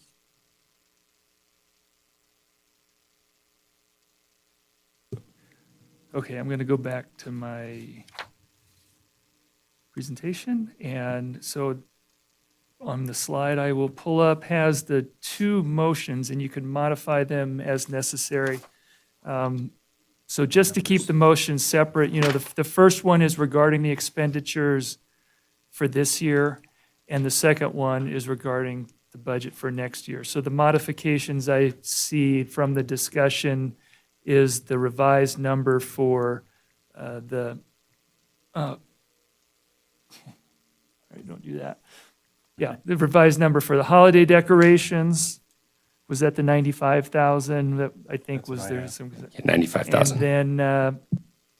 And then the second motion with the following modifications, all I heard was McFadden Plaza for that, to fund that as well. And, yep, ready. Any discussion? Yes, I think that even though you gave us 95,000 for the holiday decorations, you have it in here, not that you're going to spend it all, but I think it would be nice to have a cushion just in case. Of course, it might be less because it's on sale now, but just in case you want to do something nice in front of City Hall, who knows, I mean, in front of our supervisor's office, wouldn't that be pretty? But I'm just open for discussion on that one. Any discussion from anyone else? I like sticking to $95,000 on my side. Because what I like that you said it is on sale, that we could definitely see a less discount on that, less money used. So a quick question. For these 2 recommendations, we had heard about Fuji and those future projects. That's not a part of this particular recommendation, or would it be? I just want to make sure. Reserving $200,000 in the next year's budget for Fuji Park would be part of the second recommendation up Okay. there. Okay, so reserving 200,000. The other thing we talked about is 5,000 for the bike racks. Versus the 10,000. Mm-hmm.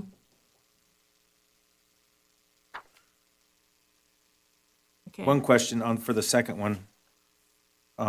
Would there be any benefit, Lee, moving forward? And since after listening to Parks and Rec today, it sounds like the grandstands are pretty far down the list. Would it be better off saying Fuji Park improvements instead of grandstands? I'd be happy to make that change if that's, Okay. yeah. Okay, right, great.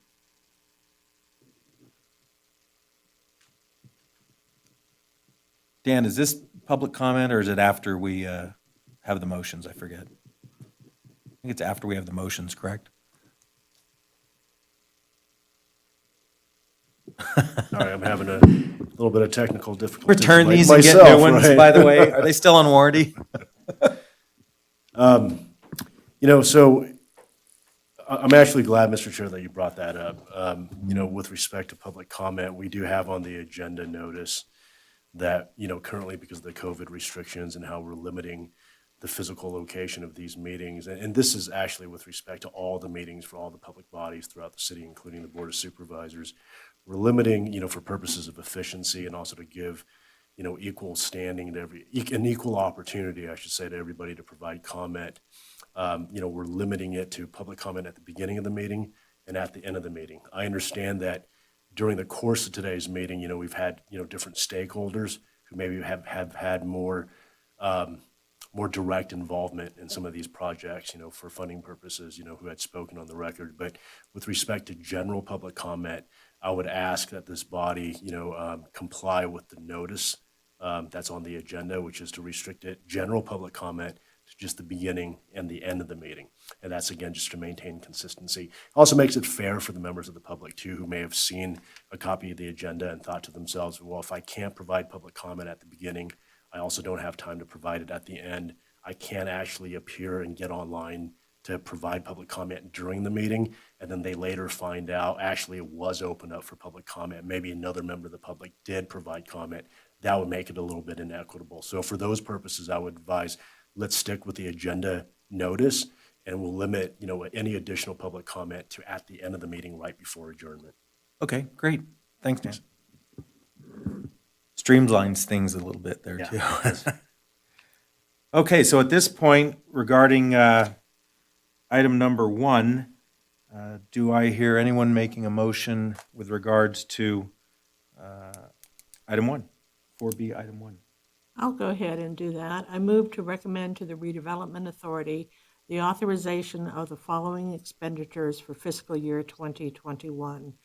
$95,000 for Carson Street holiday decorations, $5,000 for bike racks, $20,000 for the V&T Roundhouse Arch conceptual plans, and $1,573 for the historic V&T pedestrian and bike path signage. Okay, do we have a second?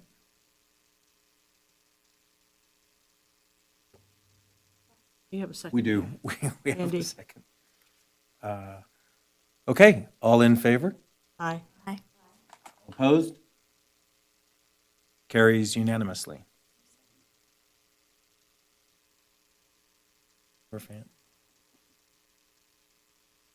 Okay, with regards to item 4B, number 2, do I hear a motion on that? Sure, I will. I move to recommend to the Redevelopment Authority approval of the 5-year tentative budget allocations for inclusion in the fiscal year 2022 redevelopment budget with the following modification of reserving $200,000 toward Fuji Park improvements. And would that motion include, the cost of the McFadden Plaza shade structure be $86,750? And it also with the cost of the McFadden shade structure at $86,750. Okay, do we have a second? Can't move, yeah, it's. She's muted again. We have a second. Okay, we have a second. All in favor? Andy. Aye? Opposed? Motion carries unanimously. Thank you. If I can find my agenda. Lee, any staff reports or future agenda items or RAC member reports? No, I don't have anything to add. Thank you for your patience and time tonight, and if you have any questions at any time regarding this, feel free to contact me. So the next regular meeting would be May. So in May, you will probably see recommendations on those expenses for next year's budget, so, and I get the questions Thanks, from Dan. them. So I hope I explained that tonight, so didn't we see this before? Well, you'll now Just- hopefully remember why you see them again to authorize the expenditures. Is that why we have the Bob Boldrick? Because that was not discussed Oh, tonight. and it wasn't discussed, and I included it in my email, that part of the late material, the last item there. And if you have any questions, you can ask later and contact. But one of the things that was funded by redevelopment a couple of years ago now was the improvements to the theater next door. And with the leftover funds, it was designated for ADA improvements and improving that. So what's included there is a assessment of the accessibility needs of the community center. So that's, I just got that from Parks and Rec today. Haven't had a chance to look at it, but she wanted to make sure you had it because redevelopment was part of the funding for it. So if you had any questions, and if there's any, it's possible there's future improvements might be coming before you. It's a big list. It's a big list of improvements, so that's for you to look at your convenience. Okay, great.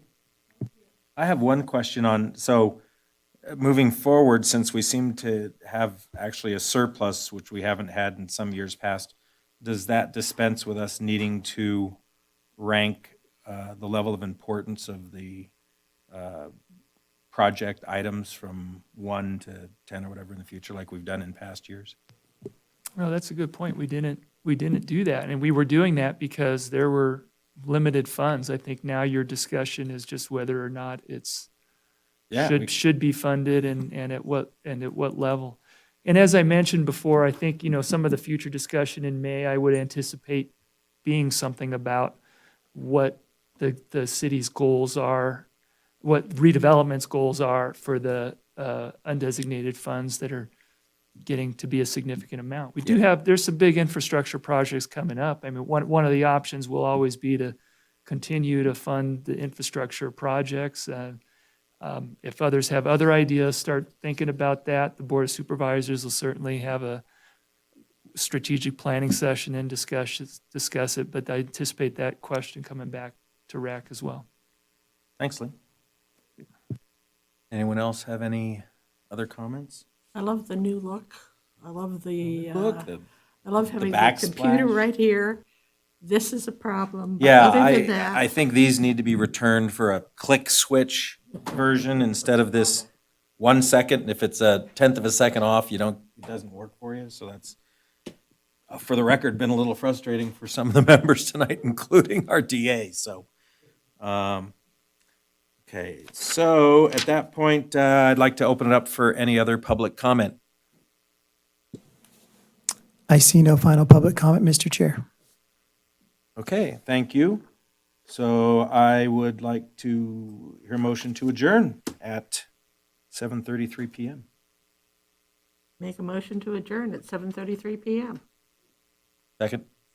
All right, we're adjourned. Thanks, everybody.